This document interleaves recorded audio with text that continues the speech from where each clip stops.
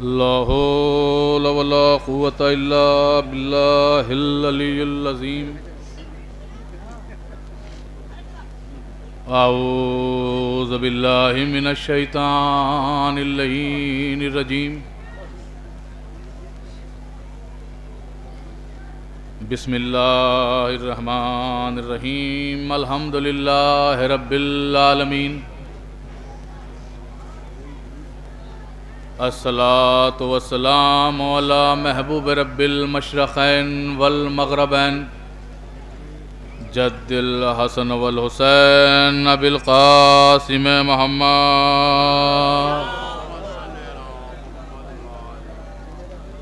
وعلى اہل بیتہ الطیبین الطاہرین المعصومین المظلومین اما بعد فقط قولہ الحق قال فی کتابہ الکریم بسم اللہ الرحمن الرحیم ان الدین عند اللہ الاسلام صلوات پڑھیں آپ حضرات آپ حضرات سے اولاً گزارش ہے ایک مرتبہ سورہ توحید اور 3 مرتبہ ایک مرتبہ سورہ الحمد اور 3 مرتبہ سورہ توحید کی تلاوت فرما کر مرحوم شینو حسین ابن جانو حسین عسکری حسین ابن عابد حسین لال محمد ابن اصغر علی عمران بی بی ابن بھورا علی مردان علی ابن اصغر علی جنت بی بی ابن اعلی نور سلطان علی ان سب مرحومین کی روح کو اصال کر دیجیے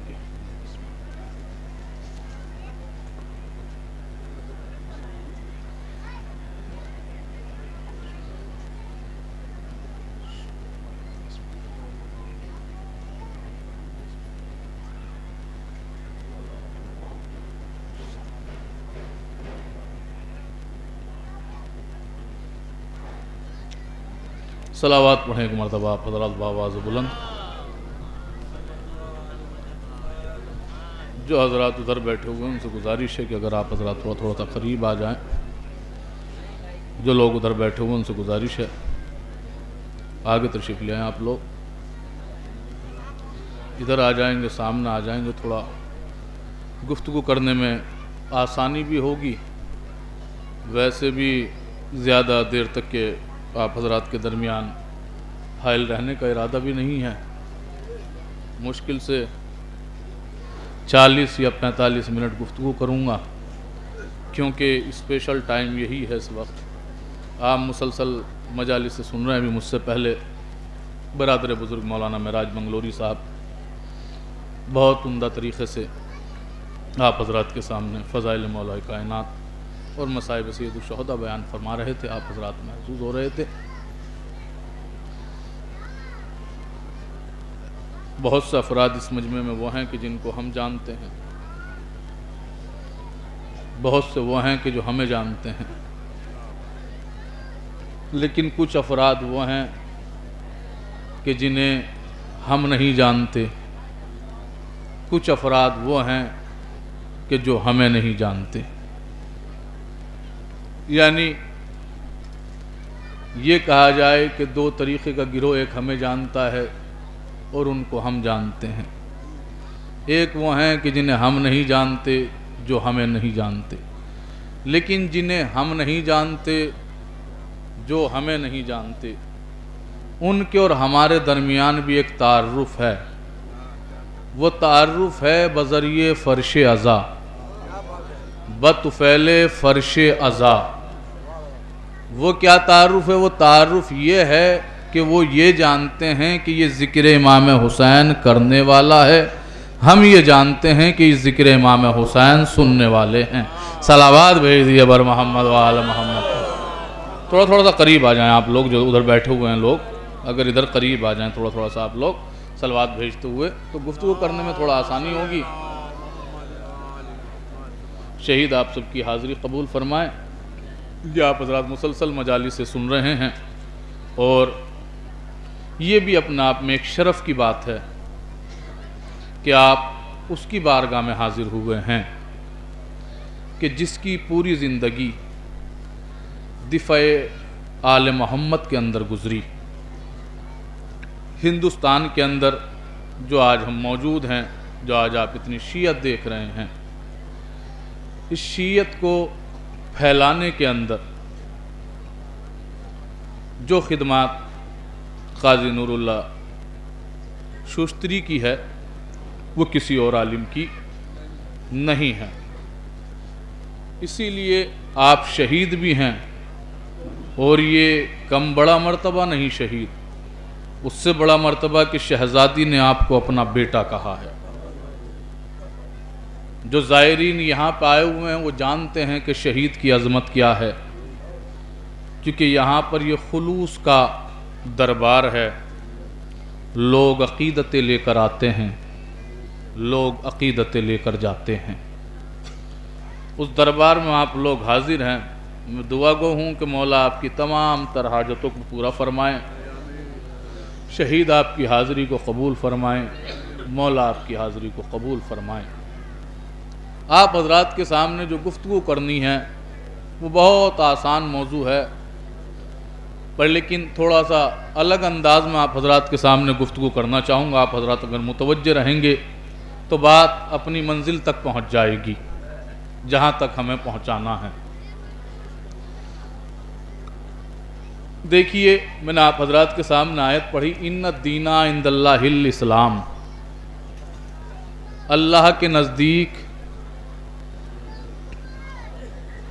ترجمہ یہی کیا جاتا ہے عام طور پر، سب سے پسندیدہ دین اسلام ہے، لیکن یہ ترجمہ رونگ ہے، یہ ترجمہ صحیح نہیں ہے۔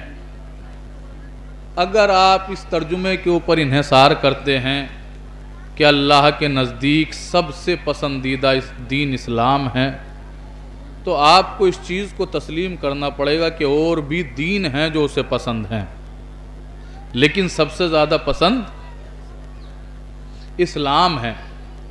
لیکن فقہ جعفری میں اس آیت کا ترجمہ ہے، اللہ کی نظر میں اگر دین ہے تو وہ صرف اسلام ہے، اس کے علاوہ جو بھی کچھ ہے وہ استسلام ہے۔ صلوات بھیج دیجیے بر محمد و آل محمد صلی اللہ علیہ وسلم۔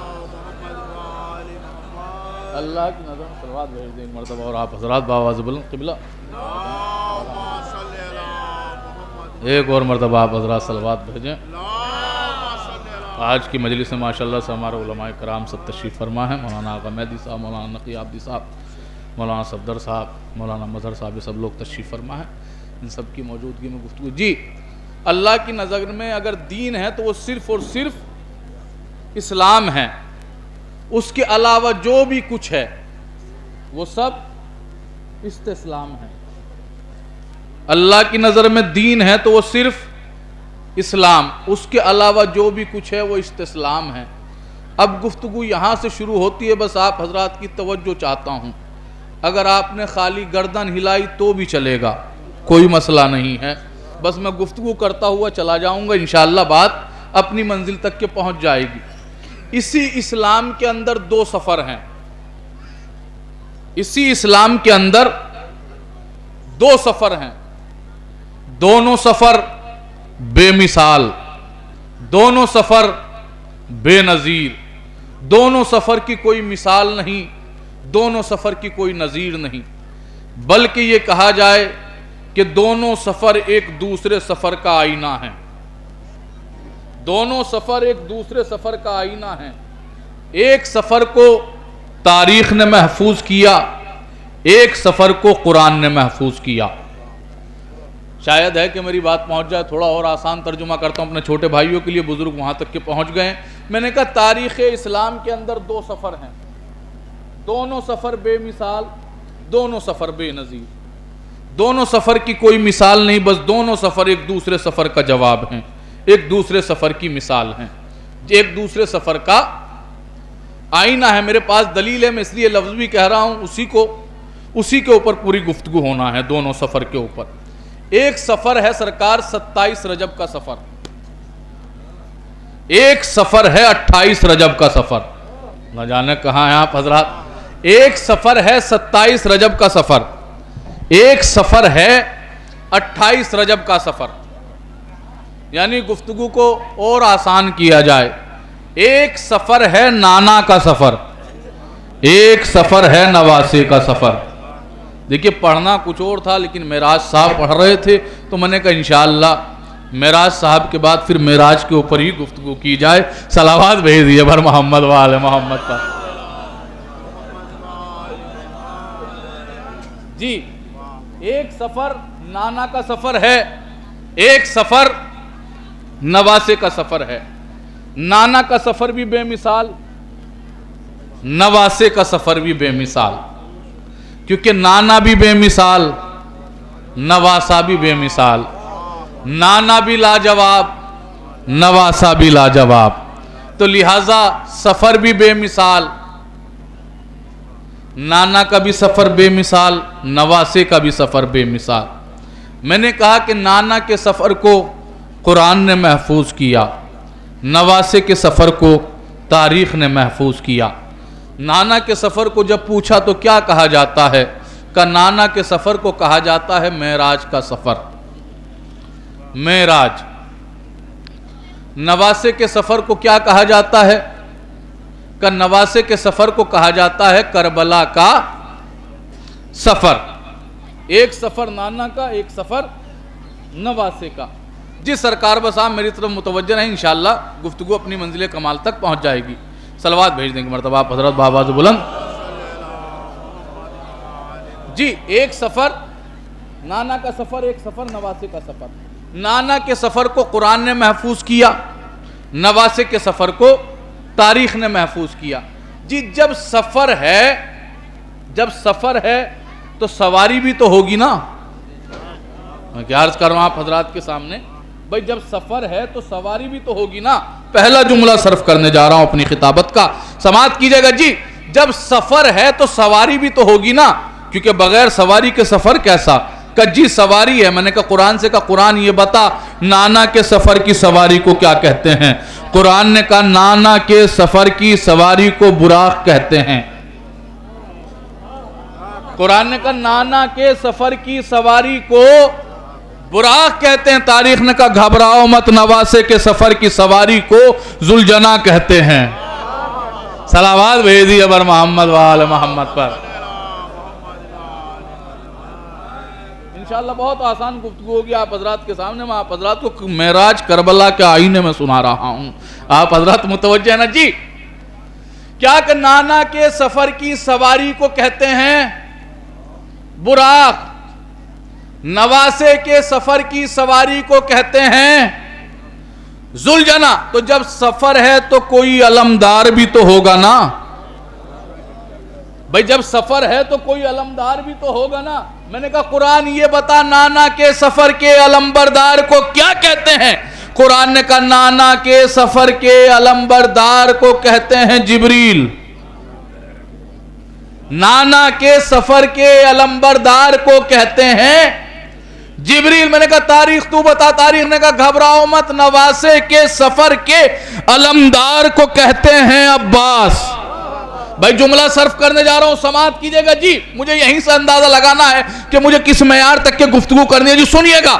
جی کہ نانا کے سفر کے علمدار کو کہتے ہیں جبریل، نواسے کے سفر کے علمبردار کو کہتے ہیں عباس۔ میں نے کہا قرآن حیثیت تو بتا کہ نانا کے سفر کے علمبردار کی کیا حیثیت ہے؟ قرآن نے کہا کہ نانا کے سفر کا علمبردار ایک منزل کے بعد، ایک منزل پہ پہنچنے کے بعد یہ کہتا ہوا نظر آتا ہے کہ اگر میں اس سے آگے بڑھا تو میرے بالوں پر جل جائیں گے، اگر میں اس سے آگے گیا تو میرے بالوں پر جل جائیں گے۔ لیکن نواسے کے سفر کے علمبردار کی یہ حیثیت ہے کہ نواسا پیچھے ہے، علمدار آگے ہے۔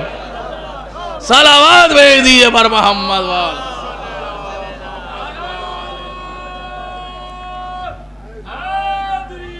یا لبیک یا حسین، لبیک یا حسین، لبیک یا خامنائی، لبیک یا سستانی، یا جی نانا کے سفر کے علمبردار کی حیثیت کیا ہے کہ اگر میں اس سے آگے بڑھا تو میرے بالوں پر جل جائیں گے. نواسے کے سفر کے علمبردار کی کیا حیثیت ہے کہ ہر جگہ پر نواسا پیچھے ہے, علمدار آگے ہے. اب بڑی عجیب و غریب منزل آ گئی, سنیے گا. نانا نے مدینے سے عرش کا سفر کیا تو عرش کو عرش معلیٰ بنایا. بہن گالے کہا ہے آپ حضرات, نانا نے مدینے سے عرش کا سفر کیا تو عرش کو عرش معلیٰ بنایا. نواسے نے مدینے سے کربلا کا سفر کیا تو کربلا کو کربلا معلیٰ بنایا. صلوات بھیجیے بر محمد وآل محمد پر. جی نانا کا سفر اور نواسے کا سفر, بڑی عجیب و غریب منزل آ گئی. لوگ اسی بات پر ہم سے خفا ہو جاتے ہیں. آپ شہید کی بارگاہ میں موجود ہیں, دنیا شہید سے بھی اسی بات پہ خفا تھی, اور لوگ اسی بات پہ ہم سے خفا ہیں کہ یہ ہر جگہ پر علی کو لے کر آ جاتے ہیں. یہ ہر جگہ پر علی کو لے کر آ جاتے. بہت نازک جملہ صرف کرنے جا رہا ہوں, سماعت کیجئے گا جی. یہ ہر جگہ پر علی کو لے کر آ جاتے ہیں. میں نے کہا دونوں سفر بغیر علی کے مکمل نہیں. دونوں سفر, جو پہنچ گیا اسے سلام, جو نہیں پہنچا اسے بھی سلام. دونوں سفر بغیر علی کے مکمل نہیں. جن نانا کے سفر میں خدا نے علی کے لہجے میں گفتگو کی, نواسے کے سفر میں جناب زینب نے علی کے لہجے میں گفتگو کی. صلوات بھیجیے بر محمد وآل محمد پر.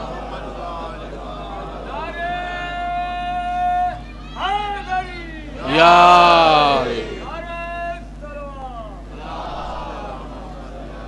جی دونوں سفر بغیر علی کے مکمل نہیں. میں کہہ ہی رہا تھا, آواز قدرت آئی, بے وقوف ہو گیا تو سفر کی بات کرتا ہے, دین بغیر علی کے مکمل نہیں. دین بغیر علی کے مکمل نہیں. دونوں سفر کیا, دونوں سفر میں علی کے لہجے میں گفتگو کی گئی. نانا کے سفر میں خدا نے علی کے لہجے میں گفتگو کی, نواسے کے سفر میں جناب زینب نے علی کے لہجے میں گفتگو کی. اب نانا کے سفر کے اوپر بہت سے اعتراضات ہیں. نانا کے سفر کے اوپر بہت سے اعتراضات. مثلاً دو گروہ ہو گئے. ایک مانتا ہے کہ نانا کو معراج روحانی ہوئی, ایک مانتا ہے کہ نانا کو معراج جسمانی ہوئی. ایک کہتا ہے کہ نانا کو معراج روحانی ہوئی, ایک کہتا ہے کہ نانا کو معراج جسمانی ہوئی. نبی کو معراج ہوئی ہے مکے سے, یہ معراج نبی کو ہوئی ہے مکے سے. نبی نے جب مکے سے سفر کیا تو اہل سنت کے عالم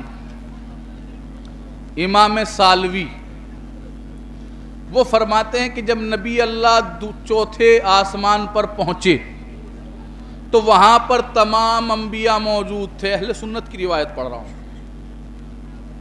امام سالوی پاکستان کی سرزمین سے اپنی تفسیر میں تحریر فرماتے ہیں. وہ کہتے ہیں کہ جب نبی اللہ چوتھے آسمان پر پہنچے تو وہاں پر تمام انبیاء موجود تھے.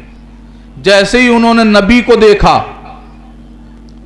سب احترام میں کھڑے ہو گئے, سب نے سلام کیا. جیسے ہی سلام کیا نبی نے جواب سلام دیا. نبی نے جب جواب دیا تو ایک مرتبہ آواز قدرت آئی, اے میرے پیارے نبی, اے میرے حبیب, ان سے یہ تو پوچھو کہ انہیں نبوت کس کے صدقے میں ملی. ان کو نبوتیں کس کے سبب ملی؟ ان سے یہ تو سوال کرو۔ نبی نے سوال کیا کہ یہ بتاؤ تمہیں نبوتیں کس کے سبب ملی؟ اہل سنت عالم کی روایت پڑھ رہا ہوں کہ تمہیں نبوت کس کے سبب ملی؟ ایک مرتبہ نبیوں نے جواب دیا کہ یا رسول اللہ، پہلے اپنے چہرے سے نقاب ہٹائیے تاکہ ہم آپ کے ماہ منور کی زیارت کریں۔ تاریخ بتاتی ہے نبی نے نقاب ہٹایا، انہوں نے زیارت کی۔ زیارت کرنے کے بعد ایک زبان ہو کر سب نے جواب دیا کہ پہلے ہم نے خدا کی وحدانیت کا اقرار کیا، پھر ہم نے آپ کی رسالت کا اقرار کیا، پھر ہم نے آپ کے بھائی کی ولایت کا اقرار کیا، تب جا کر ہمیں یہ نبوتیں ملی، تب جا کر ہمیں یہ نبوت ملی، یہ عہدہ ملا۔ پہلے ہم نے خدا کی وحدانیت کا اقرار کیا، پھر آپ کی رسالت کا اقرار کیا، پھر آپ کے بھائی کی ولایت کا اقرار کیا۔ لکھ کون رہا ہے؟ اہل سنت عالم۔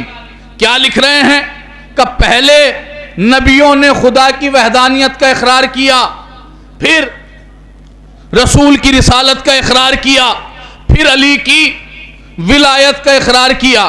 اب اگر کوئی ہم سے یہ سوال پوچھے کہ تم نے یہ کلمہ کب سے بڑھایا، تو پلٹ کے اس سے سوال کر لینا کہ تم نے گھٹایا کب سے ہے۔ بھائی صلوات بھیج دیے بر محمد وآل محمد پر۔ بھئی یہی ہوا نا وحدانیت کے اقرار، لا الہ الا اللہ محمد الرسول اللہ علی ولی اللہ، یعنی یہ ہمارا کلمہ نہیں ہے، یہ نبیوں کا کلمہ ہے، یہ نبیوں کا کلمہ ہے۔ یہ نبیوں کا کلمہ کیا کہا نبیوں نے؟ نبیوں نے جواب دیا کہ ہمیں نبوتیں خدا کی وحدانیت کا اقرار کیا، پھر آپ کی رسالت کا اقرار کیا، پھر آپ کے بھائی کی ولایت کا اقرار کیا، تب جا کر ہمیں یہ نبوتیں ملی، تب جا کر ہمیں یہ نبوت کا عہدہ ملا۔ تو یعنی معلوم یہ ہوا اما جب بغیر علی کی ولایت کے کسی نبی کو نبوت نہیں مل سکتی، تو پھر ایسے ویسے کو جنت کیسے مل سکتی ہے؟ صلوات بھیج دیے بر محمد وآل محمد پر۔ ایک اور مرتبہ صلوات بھیج دیے بر محمد وآل محمد۔ جی کیا کہا کہ پہلے آپ کے بھائی کی ولایت کا اقرار کیا۔ اب نبی کے اس سفر کے اوپر اعتراضات، بس میں اپنی گفتگو کو سمیٹ رہا ہوں۔ جی اب نبی کے اس سفر کے اوپر اعتراضات کہ روحانی معراج ہوئی یا جسمانی معراج ہوئی۔ آئیے چلیے یہ معلوم کرتے ہیں کہ یہ سوال پیدا کہاں سے ہوا، یہ سوال چلا کب سے قبلہ، کہ روحانی معراج اور جسمانی معراج۔ ایک خلیفہ کا زمانہ ہے، خلیفہ وقت تخت پر بیٹھا ہوا ہے، ایک دانشور، ایک فلسفر، ایک فلسفی آتا ہے، دربار میں آنے کے بعد کہتا ہے کہ یہ بتاؤ تمہارے نبی کو معراج روحانی ہوئی یا جسمانی؟ خلیفہ نے فوراً جواب دیا جسمانی۔ اس نے کہا اچھا پھر یہ بتاؤ یہ 7 آسمان ہیں، کہ جی کہ یہ 7 آسمان اس طرح سے ہیں جیسے پیاز کے اوپر چھلکے ہوتے ہیں، کہ جی کہنا جب نبی گئے تو پہلا آسمان پھٹا ہوگا، پھر دوسرا آسمان پھٹا ہوگا، پھر تیسرا آسمان، کہ جی کہ اچھا تو یہ بتاؤ کہ یہ آسمان پھٹا کیسے پھر جڑا کیسے؟ بھئی یہ بتاؤ کہ یہ آسمان پھٹا کیسے پھر جڑا کیسے؟ خلیفہ خاموش، کیا جواب دیں؟ بھئی جب جسم سمیت گئے تو جواب دو، خاموش، کہ ہم اپنے علماء کو بلائیں گے۔ تو درباری علماء کو بلایا گیا، اس نے درباری علماء سے سوال کیا، جیسے اس نے سوال کیا انہوں نے بھی فوراً جواب دیا کہ جسمانی معراج ہوئی۔ اب جیسے انہوں نے کہا جسمانی معراج، پھر جو اس نے اپنا اپنی دلیل رکھی کہ یہ بتاؤ آسمان پھٹا کیسے، پھر جڑا کیسے؟ اب انہوں نے بہت دیر تک آپس میں مشورہ کیا، اور مشورہ کرنے کے بعد، جملے کو محسوس کیجئے گا، مشورہ کرنے کے بعد آخر میں کہا کہ نہیں بھائی، نبی کو معراج جسمانی نہیں روحانی ہوئی تھی، نبی کو معراج جسمانی نہیں روحانی ہوئی تھی۔ یعنی جب جواب نہ ملا معلوم یہ ہوا کہ اگر کسی کے پاس جواب نہ ہو تو وہ اپنا عقیدہ بدل لیا کرتا ہے۔ بھائی صلوات بھیج دیے بر محمد وآل محمد پر۔ اگر کسی کے پاس جواب نہ ہو تو وہ اپنا عقیدہ بدل لیا کرتا ہے۔ جی کیا کہا؟ خاموش ہو گئے۔ علماء نے کہہ دیا کہ نہیں، نبی کو معراج جسمانی نہیں بلکہ روحانی ہوئی ہے۔ اس نے کہا نہیں، میں نہیں مانوں گا، تمہارے پاس جواب نہیں ہے تو تم اپنا عقیدہ بدل رہے ہو، مجھے جواب چاہیے۔ تمہارا موقف ہے کہ نبی کو جسمانی معراج ہوئی ہے، اب تمہارے پاس جواب نہیں تو تم کہہ رہے ہو کہ نبی کو معراج روحانی ہوئی ہے۔ بڑے پریشان ہو گئے، بھئی ہم نے کہہ تو دیا تم سے، ہم نے تم سے بتا تو دیا۔ بڑے پریشان، جب پریشان ہوئے زیادہ تو دربار میں سے ایک شخص اٹھا۔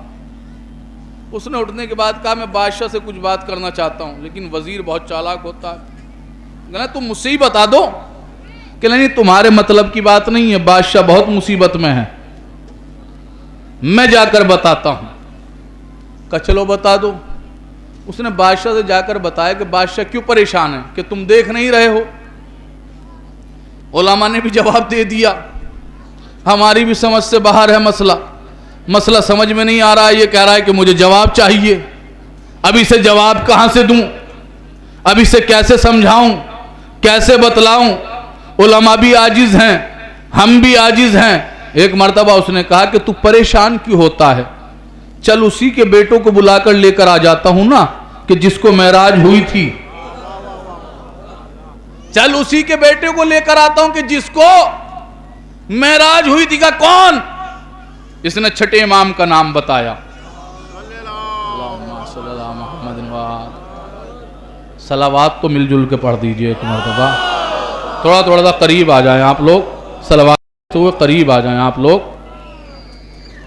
قریب آ جائیں آپ لوگ، صلوات بھیجتے ہوئے ایک اور مرتبہ صلوات بھیج دیجئے۔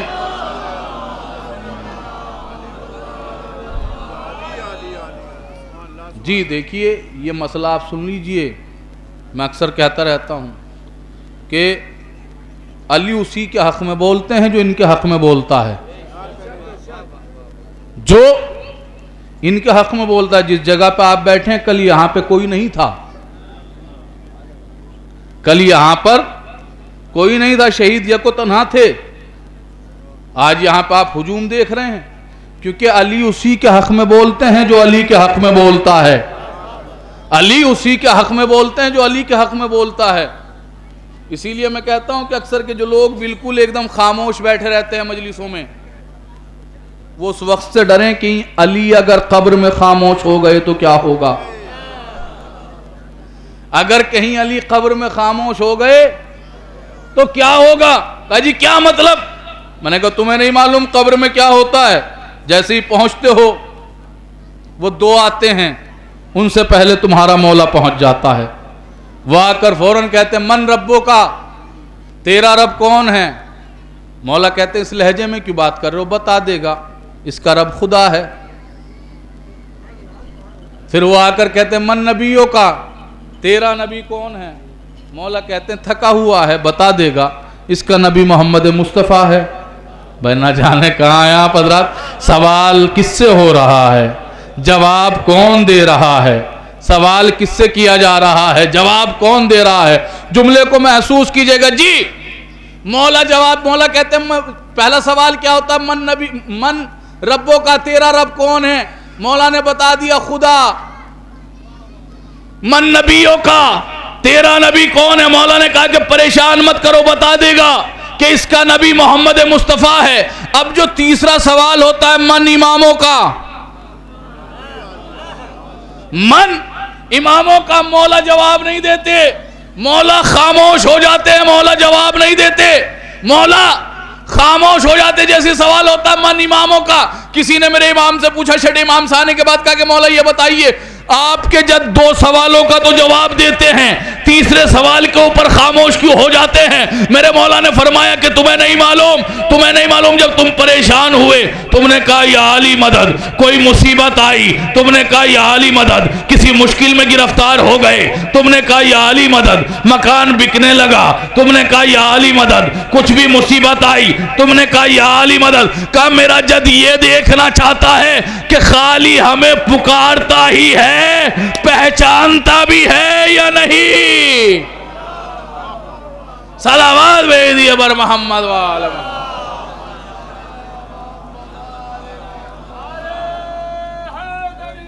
یا علی. جی میرا جد یہ دیکھنا چاہتا ہے کہ خالی ہمیں پکارتا ہی ہے، پہچانتا بھی ہے یا نہیں. جو اس نے پتہ بتا دیا امام کا، کہا کہ جواب وہی دے گا کہ جو اسی گھر سے ہے، جو اسی گھر سے ہے. اب یہ چھٹے امام کو بلا کر لے کر آ گیا.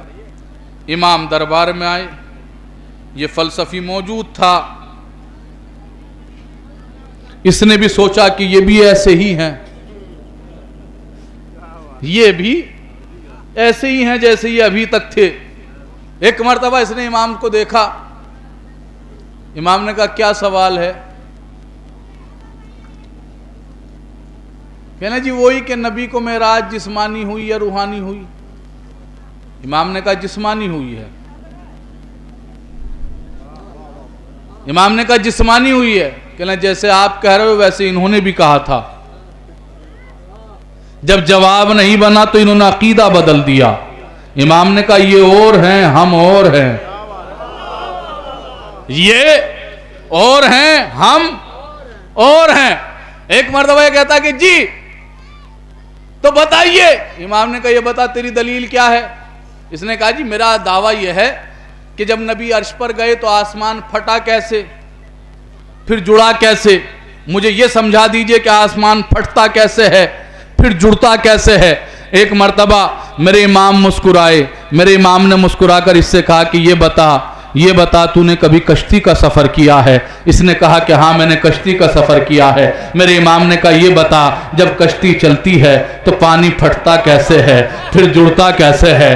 پانی پھٹتا کیسے ہے؟ نہ جانے کہاں ہیں آپ حضرات.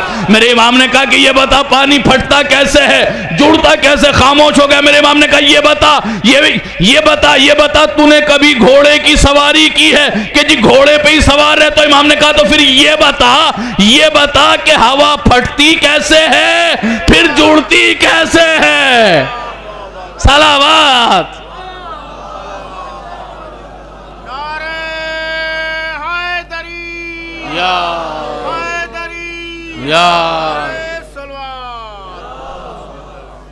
سبحان اللہ سبحان اللہ. جی کیا کہا؟ ہوا پھٹتی کیسے ہے پھر ہوا جڑتی کیسے ہے جب گھوڑا چلتا ہے، کوئی بھی چیز چلے. کہنا جی سمجھ میں آ گیا. جی سمجھ میں آ گیا. کیا مطلب کیسے سمجھ میں آ گیا؟ اور اب تک کیوں نہیں سمجھ میں آیا تھا؟ اب والے جواب کیوں نہ دے سکے تھے؟ جملے کو محسوس کیجئے گا. شہید کی بارگاہ میں آپ حضرات موجود ہیں. بھیا وہ اس لیے جواب نہ دے سکے تھے کیونکہ یہ جواب وہی دے سکتا ہے کہ جو ہواؤں کی خلقت سے پہلے ہو، جو آسمانوں کی خلقت سے پہلے ہو، جو ان دریاؤں کی خلقت سے پہلے ہو. صلوات بھیجیے بر محمد وآل محمد پر. جی یہ جواب ہر کوئی نہیں دے سکتا. جی نانا کا سفر اور نواسے کا سفر. اب لوگ تو اسی چیز پہ خفا ہو جا رہے ہیں آج کل. میں نے کہا تمام انبیاء ان کے استقبال میں بلند ہو جاتے ہیں. اسی بات پہ لوگ خفا ہیں. آج کل آپ دیکھ رہے ہوں گے سوشل نیٹ ورکنگ کے اوپر ہر کوئی آدمی اپنی 1-1.5 اینٹ کی مسجد الگ لے کر کھڑا ہوا ہے، اپنا فرقہ ایک الگ لے کر چل رہا ہے. ہر کوئی آدمی، لوگ اسی پہ خفا ہو جا رہے ہیں کہ نا ارے یہ نبی ہوتے ہوئے کہاں سب نبی تعظیم کریں گے؟ اتنے بڑے بڑے نبی، اتنی بڑی حکومت والے نبی کہاں تعظیم کریں گے؟ میں نے کہا تم بے وقوف ہو، تمہیں یہ نہیں معلوم کائنات کے ہر ذرے کے اوپر ان کا احترام واجب ہے۔ کائنات کے ہر ذرے کے اوپر آل محمد کا احترام، محمد اور آل محمد کا احترام واجب ہے۔ میرے پاس دلیل ہے، چاہے وہ کوئی سی بھی اشیاء ہو، کوئی سی بھی جنس ہو، سب کے اوپر، لیکن شرط یہ ہے کہ وہ حلالی ہونی چاہیے۔ میں عرض کر رہا ہوں حضرات کے سامنے، جی ہمارے سامنے ایک واقعہ موجود ہے۔ کوفے میں قحط کا عالم پڑ گیا، کوفے میں پانی آ گیا، فرات کا پانی اتنا بڑھا کہ کوفے کی گلیوں کے اندر پہنچ گیا، اور گلیوں سے بڑھتا ہوا لوگوں کے گھروں کے اندر پہنچ گیا۔ مولا کی خلافت کا دور، قبلہ مولا کائنات کی خلافت کا زمانہ۔ لوگ مولا کے دروازے پہنچے، جانے کے بعد کہا یا علی، زندگی بے بس ہو گئی ہے، نہ اٹھتے بنتا ہے نہ بیٹھتے بنتا ہے۔ کہ کیا ہوا؟ کہ گھروں تک کے اندر پانی آ گیا ہے فرات کا۔ مولا نے اپنا عصا اٹھایا، اور عصا اٹھانے کے بعد فرات کے کنارے پہ پہنچے۔ جانے کے بعد مولا نے عصا کو زمین پہ مارا، اور زمین پہ مارنے کے بعد مولا نے کہا پانی، میں تجھے اللہ کی مرضی سے حکم دیتا ہوں کہ اپنی حدوں میں چلا جا۔ بھائی نہ جانے کہاں ہیں آپ حضرات؟ جی میں تجھے حکم دیتا ہوں اللہ کی مرضی سے کہ اپنی حدوں میں چلا جا۔ تاریخ بتاتی ہے کہ پانی اپنی حدوں میں پہنچ گیا، پانی اپنی حدوں میں پہنچ گیا۔ جملہ سنیے گا جی، پانی جیسے ہی اپنی حدوں میں پہنچا تو پانی کے اندر ہوتی ہیں مچھلیاں۔ اب وہ مچھلیاں بھی آ گئی تھی تیرتی ہوئی۔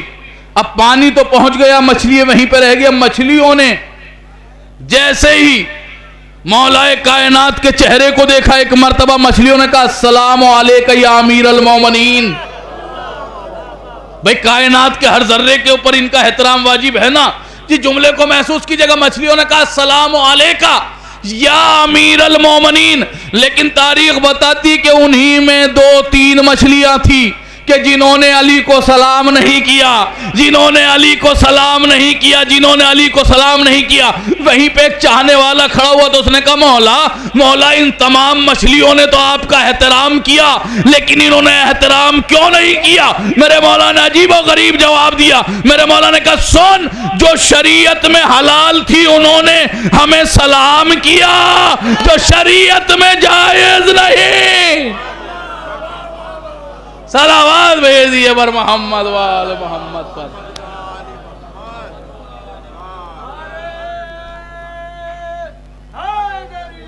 یا علی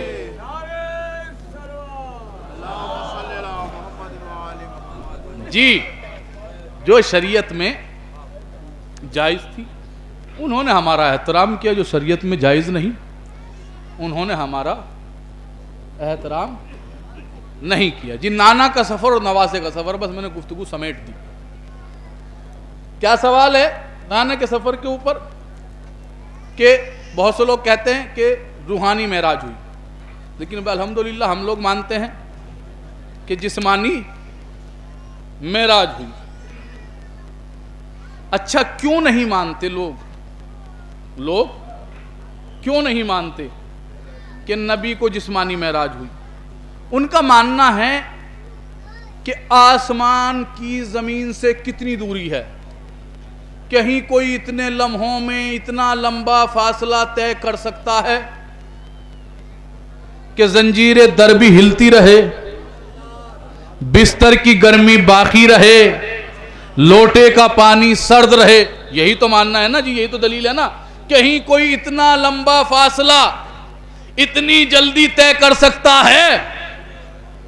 ہے کوئی؟ کہ نہیں، کہ اسی لیے مانتے ہیں کہ نبی کو معراج روحانی ہوئی، جسمانی نہیں ہوئی۔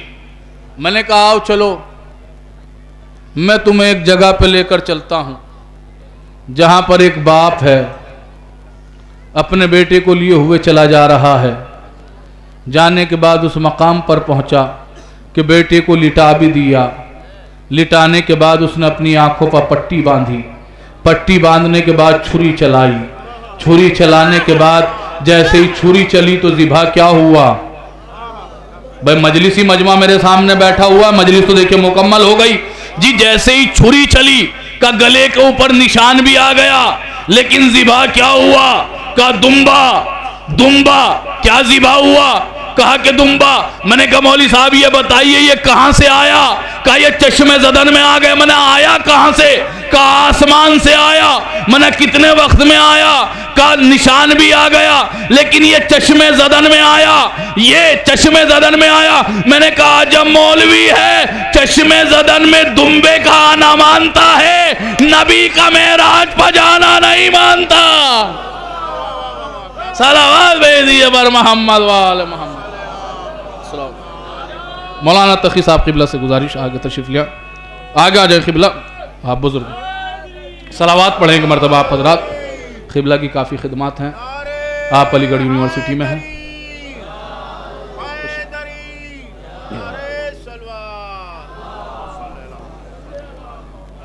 جی میں نے کہا عجب مولوی ہے. خطیب الایمان عجیب و غریب جملہ کہا کرتے تھے اس منزل پانے کے بعد. وہ کہا کرتے تھے, خطیب الایمان کہا کرتے تھے اس منزل پانے کے بعد کہ لوگ ہم سے سوال کرتے ہیں کہ ذوالفقار کہاں سے آئی؟ ہم نے کہا آسمان سے آئی ہے. جیسے ہی ہم کہتے ہیں کہ آسمان سے آئی تو فوراً لوگ کہتے ہیں کہ کارخانہ ہے لوہے کا کوئی آسمان پر کہ جہاں سے ذوالفقار بن کر آئی. کا ہم نے بھی ہنس کر جواب دے دیا کہ بس سمجھ لیجئے جہاں پر بکرے کی منڈی ہے آسمان پر اسی کے جشن برابر میں ہے. صلوات پڑھ لیجئے بر محمد وآل محمد پر. ایک اور مرتبہ صلوات بھیج دیئے بر محمد وآل محمد پر. ایک اور مرتبہ صلوات بھیج دیئے بر محمد وآل محمد پر. جی نانا کا سفر اور نواسے کا سفر. اچھا جب دونوں سفر ہیں تو ان کا کوئی مقصد تو ہوگا نا. جب دونوں سفر ہیں قبلہ تو مقصد تو ہوگا نا, کیوں بغیر مقصد کے تو نہیں ہو سکتا نا.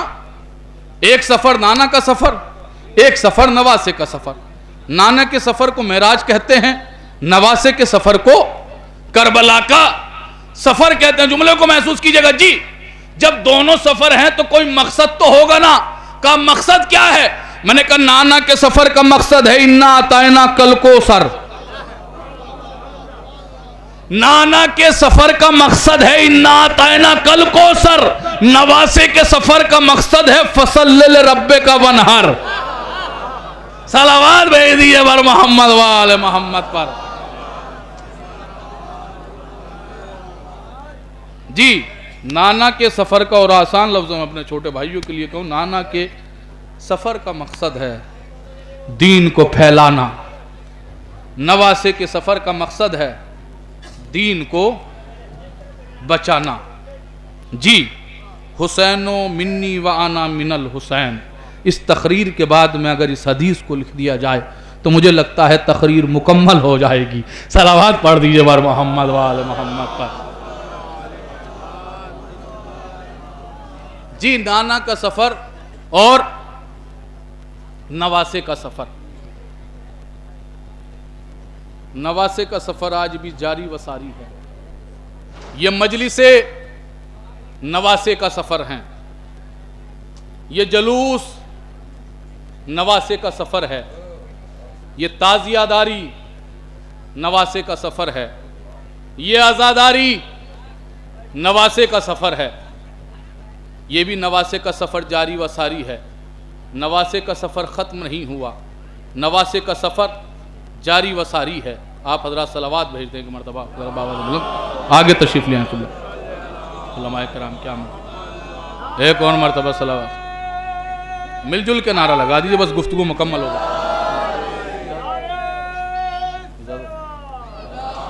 قبلہ آگے قاظمی صاحب. ایک اور مرتبہ آپ علماء کی صحت و سلامتی کے لیے بآواز بلند نعرہ صلوات، ایک اور مرتبہ صلوات بھیج دیجیے آپ لوگ۔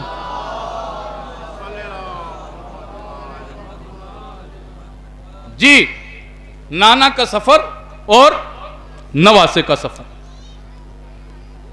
یہ مجلس نواسے کا سفر ہے۔ نواسے کا سفر آج تک جاری و ساری ہے، روز قیامت تک یہ سفر جاری و ساری رہے گا۔ یہ مجلس بذریعے یہ مجلس احتجاج کی صورت میں مسلسل مظلوم کی حمایت کرتی رہیں گی اور ظالم سے بغاوت کرتی رہیں گی، کیونکہ یہ نواسے کا سفر ہے۔ بس میں ایک پیغام پہنچاتا ہوں، پھر انشاءاللہ اپنی گفتگو تمام کرتا ہوں۔ دیکھیے، جہاں پہ یہ شب داریاں تھیں، یہ مجلسیں تھیں، کیونکہ یہ آگرہ ہے، یہ پیغام یہاں سے بہت دور تک پہنچے گا اور گوہر ایجنسی کی جانب سے بھی نشر کیا جا رہا ہے، بہت دور تک کہ یہ پیغام جائے گا۔ دیکھیے، یہ شب داریاں، یہ عزاداری، سب کچھ بہتر ہے۔ ہمارے درمیان جیسی انجمنیں بننا شروع ہوئی، علماء یہاں پہ تشریف فرما، ان کی موجودگی میں کہہ رہا ہوں، ہمارے علماء نے کسی نے بھی انجمن کی مخالفت نہیں کی علماء میں سے۔ کس لیے؟ کیونکہ انجمنوں کا مقصد بہت اچھا تھا۔ یہ انجمنیں اس لیے بنائی گئی تھی کہ 20 آدمی ماتم کرتے ہوئے تھک جائیں تو ان کے بعد دوسرے 20 آ جائیں، وہ رک جائیں تو ان کے بعد تیسرے 20 آ جائیں، جس سے کہ پوری رات سینہ زنی کا سلسلہ جاری و ساری رہے، عزاداری کا سلسلہ جاری و ساری رہے۔ لیکن اب کیا آ گیا ہے؟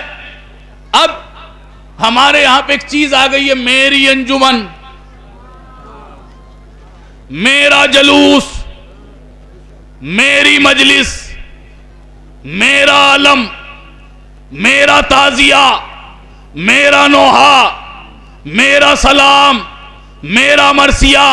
بھیا یہ میں کیا ہے؟ جبکہ ہونا تو یہ چاہیے تھا حسین کی انجمن، حسین کا جلوس، حسین کا علم، حسین کا تعزیہ، حسین کی مجلس، حسین کا نوحہ، حسین کا مرثیہ، حسین کے عزادار، حسین کے ماتمی، یہی ہونا چاہیے تھا نا۔ بھیا یہ میں کہاں سے آ گئی؟ کہ جی سنیے، آپ کو مظفر نگر سے یہاں تک کس نے بلایا؟ کہا کہ ہم نے۔ یہ مائک کا اہتمام کس نے کیا؟ کہا کہ میں نے۔ یہ کیمرے کس نے لگوائے؟ کہا کہ میں نے۔ اس مجمع کو کس نے بلایا؟ کہا کہ میں نے۔ تو پھر قبلہ یہ بتائیے کہ مجلس آپ کی ہوئی یا ہماری؟ بھائی نہ جانے کہاں پتا کہ جی اس پیغام کو اپنے ساتھ میں لے جائیے گا جی کہ مجلس آپ کی ہوئی یا ہماری۔ میں نے کہا بھیا اس کے اندر کوئی بحث کرنے والی بات نہیں ہے، بس ذاکر کو منبر پہ جانے دے۔ اگر تیرے بابا کے فضائل پڑھے تو تیری مجلس، اگر حسین کے بابا کے فضائل پڑھے، صلوات بھیج دیئے۔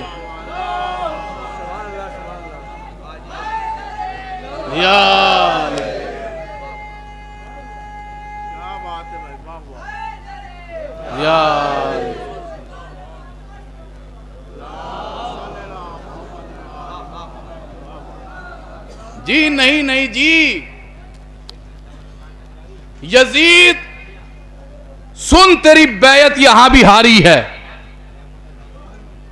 یزید سن تیری بیعت یہاں بھی ہاری ہے، حسین سے کہا ہر نے خطا ہماری ہے۔ یزید سن تیری بیعت یہاں بھی ہاری ہے، حسین سے کہا ہر نے خطا ہماری ہے۔ ارے غم حسین میں اپنی پرائی مت کرنا، جو ماتمی ہے وہ ہر انجمن ہماری ہے۔ صلوات بھیجیے بر محمد وال محمد پر۔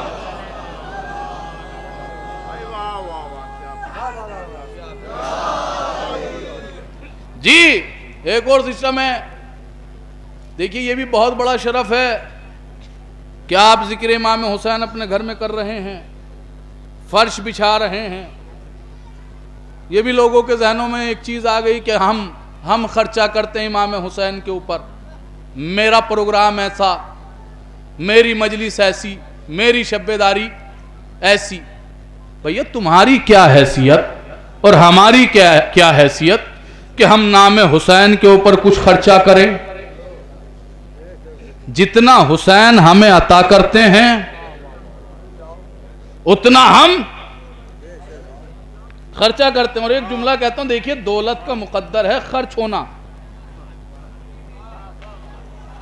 دولت کا مقدر ہے خرچ ہونا. جو لوگ جڑے ہوئے ہیں شاید پہنچ جائیں. دولت کا مقدر ہے خرچ ہونا. اس میں بھی اس کا مقدر ہے کہ یہ کس جگہ پر خرچ ہو رہی ہے. جی اس میں بھی اس کا مقدر ہے کہ یہ کس جگہ پر خرچ ہو رہی ہے.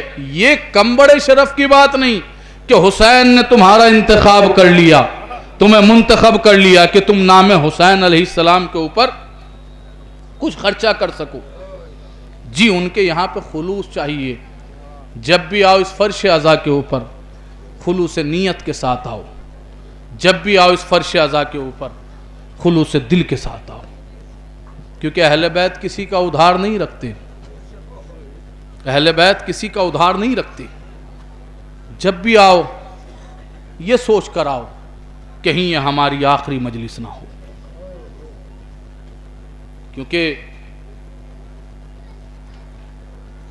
آج کل کوئی بھروسہ نہیں میرے مولا. ہلال نقوی صاحب کہتے ہیں زندگی کون سے لمحے میں بکھر جائے گی، تیری مجلس میں ہی سوچ کے ہوتا ہوں شریک، ایک رات اور حفاظت سے گزر جائے گی. آج کل کچھ بھروسہ نہیں ہے. جب بھی مجلس میں آؤ تو یہ سوچ کے آؤ کہیں کہ یہ ہماری آخری مجلس ہے. جو اگلے سال زندہ رہے گا وہ اگلے سال ان مجلسوں میں آئے گا اور شریک ہوگا. جب بھی یہاں پر آؤ تو کوشش یہ کیا کرو کہ شہید کی بارگاہ میں آ رہے ہو تو مجلس کے اندر زیادہ سے زیادہ وقت خرچ کرو. کیونکہ اس کی ضامن شہزادی ہیں، جناب فاطمہ زہرا ہیں. اس کی جزا آپ کو ضرور دیں گی. آپ کی آنکھیں چھلک گئی، آپ کی آنکھیں سیراب ہو گئی. عزیزو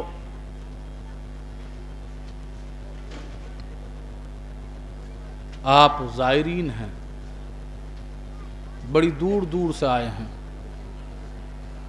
لیکن کوئی اتنی دور سے نہیں آیا ہے جتنی دور سے حسین کی ماں آئی.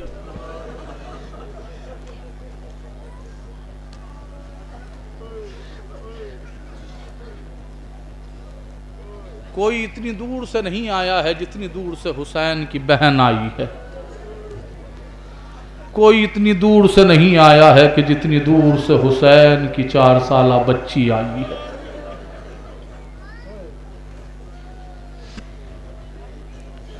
مسائل میں کچھ اور پڑھنا چاہتا تھا لیکن پہلی مجلس سے ہی مربوط کر دیتا ہوں.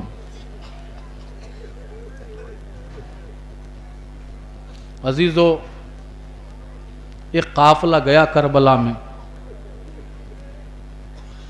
جس میں ایک زائر تھا.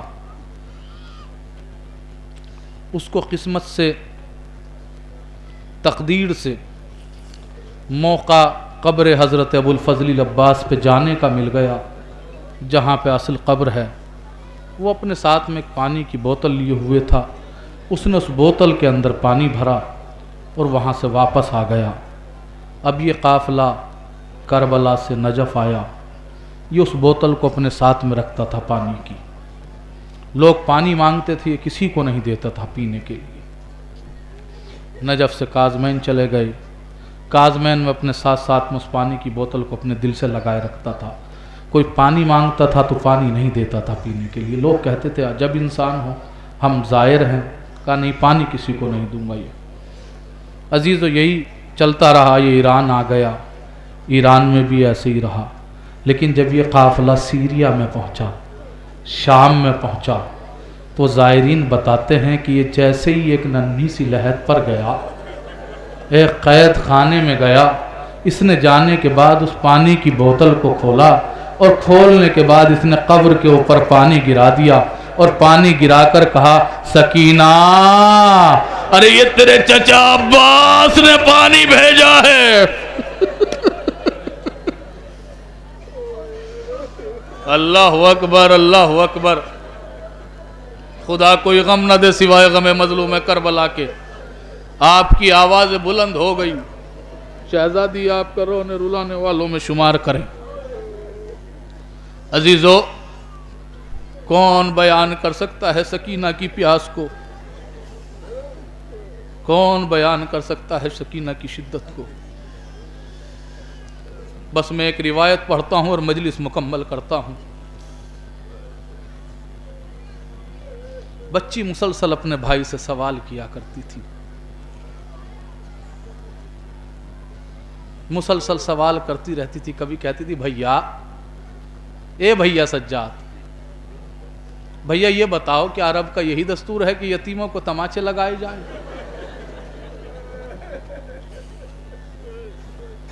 کبھی بچی کہا کرتی تھی اے میرے بھیا، اے بھیا، بھیا سجاد کیا عرب کا یہی دستور ہے کہ 6 مہینے کے بچے کا سر نو کے نیزہ پہ بلند کیا جائے؟ سید سجاد جواب دیتے رہتے تھے۔ زندان شام میں آ گئی بچی۔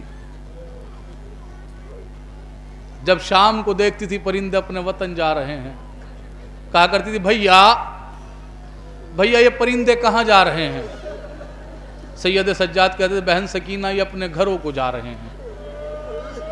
بچی گھر کا نام سنتی تھی تڑپ جاتی تھی، وطن کا نام سنتی تھی تڑپ جاتی تھی۔ ایک مرتبہ تڑپ کر کہتی بھیا، بھیا ہم کب اپنے وطن جائیں گے؟ بھیا ہم کب اپنے وطن جائیں گے؟ سید سجاد خاموش ہو جایا کرتے تھے، کیونکہ معلوم تھا سب وطن جائیں گے لیکن سکینہ تم وطن نہ جاؤ گی۔ اللہ اکبر اللہ اکبر۔ سب وطن جائیں گے لیکن سکینہ تم وطن نہ جاؤ گی۔ بس عزیزوں، میں نے مجلس مکمل کر دی۔ تاریخ بتاتی ہے کہ زندان میں رات کا ایک پہر ایسا آیا کہ سید سجاد خاک پر لیٹے ہوئے تھے۔ عالم کیا ہے، ہاتھوں میں ہتکڑیا، پیروں میں بیڑیا، گلے میں خاردار تو۔ میری طرف دیکھیے گا، بس مجلس مکمل ہو جائے گی۔ ہاتھوں میں ہتکڑیا، پیروں میں بیڑیا، گلے میں خاردار تو سید سجاد لیٹے ہوئے تھے خاک پر۔ احساس ہوا کہ کسی نے پاؤں کے اوپر ہاتھوں کو رکھا ہے۔ سید سجاد نے اپنے پیروں کو سمیٹ لیا، چونک کر اٹھے۔ کیا دیکھا؟ وہی بچی جو مسلسل سوال کیا کرتی تھی۔ ایک مرتبہ سید سجاد نے کہا پیاس معلوم ہے؟ پیاس کیا کسے کہتے ہیں؟ جی۔ سید سجاد نے ایک مرتبہ معلوم کیا بہن سکینہ تم کیوں آئی ہو؟ ہمیں بلا لیا ہوتا ہم خود چلے آتے۔ سکینہ کہتے نہیں بھیا سوالی بن کر آئی ہوں۔ سید سجاد پریشان ہو گئے۔ ایک مرتبہ کہا کہ سکینہ مانگ تو رہی ہو لیکن بھائی کی حیثیت دیکھ کر مانگنا۔ خدا نہ کرے کہ جو سکینہ نے مانگا ہے وہ کوئی بہن اپنے بھائی سے مانگے۔ کہا بھیا کہاں بہن سکینہ مانگو۔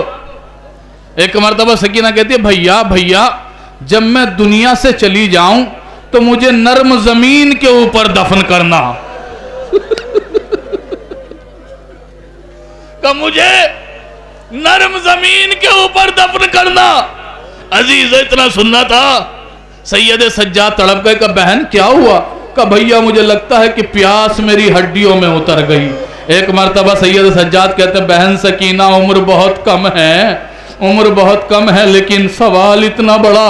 بہن سکینہ تمہیں کیسے معلوم کہ پیاس ہڈیوں میں اتر گئی ہے؟ ایک مرتبہ سکینہ کہتے اچھا بھیا آپ مراتب آتش بتا دیجئے۔ سید سجاد خاموش ہو گئے۔ پھر سکینہ کہتی ہے بھیا مراتب آتش بتا دیجئے۔ بس مجلس مکمل ہو گئی۔ بھیا مراتب آتش بتا دیجئے۔ ایک مرتبہ سید سجاد کہتے ہیں سکینہ جب انسان کو زیادہ پیاس لگتی ہے تو انسان کے ہونٹ خشک ہو جاتے ہیں کہ بھیا اگر اس سے زیادہ پیاس بڑھ جائے. سید سجاد کہتے ہیں حلق سوکھنے لگتا ہے, حلق میں زبان میں کانٹے پڑ جاتے ہیں. کہ بھیا اگر اس سے بھی زیادہ پیاس بڑھ جائے, کہ سکینہ سینے میں جلن ہونے لگتی ہے. ایک مرتبہ پھر سکینہ کہتے ہیں بھیا اگر اس سے بھی زیادہ پیاس بڑھ جائے. سید سجاد کہتے ہیں سکینہ انسان کو اٹھتے بیٹھتے کمزوری کا احساس ہونے لگتا ہے. پھر سکینہ کہتے ہیں بھیا اگر اس سے بھی زیادہ پیاس بڑھ جائے. ایک مرتبہ سید سجاد کہتے ہیں کہ بہن سکینہ انسان کو, انسان کی آنکھوں کے سامنے اندھیرا چھا جاتا ہے. اٹھتے بیٹھتے ہڈیوں میں سے چٹکنے کی آوازیں آنا شروع ہو جاتی ہیں. ایک مرتبہ سکینہ کہتی ہے بھیا اگر اس سے بھی زیادہ پیاس بڑھ جائے. ایک مرتبہ سید سجاد کہتے ہیں بہن سکینہ ارے یہ پیاس کی آخری منزل ہے کہ ہڈیاں گوشت چھوڑ دیا کرتی ہیں, گوشت الگ ہو جاتا ہے, ہڈیاں الگ ہو جاتی ہے. ایک مرتبہ سکینہ نے آستین کو الٹا اور الٹنے کے بعد کہا بھیا یہ دیکھ لے گوشت الگ ہو گیا, ہڈیاں الگ ہو گئی.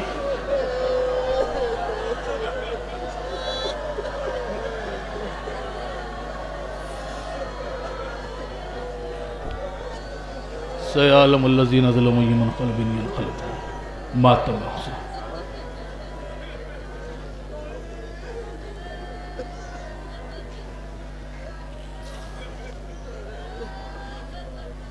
پروردگار ہماری اس مختصر سی عبادت کو قبول فرما.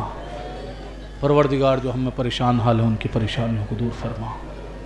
پروردگار جتنے بھی یہاں پہ زائرین آئے ہیں ان کے نیک حاجتوں کو پورا فرما.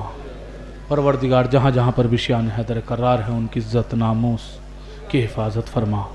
پروردگار فلسطین کی حفاظت فرما.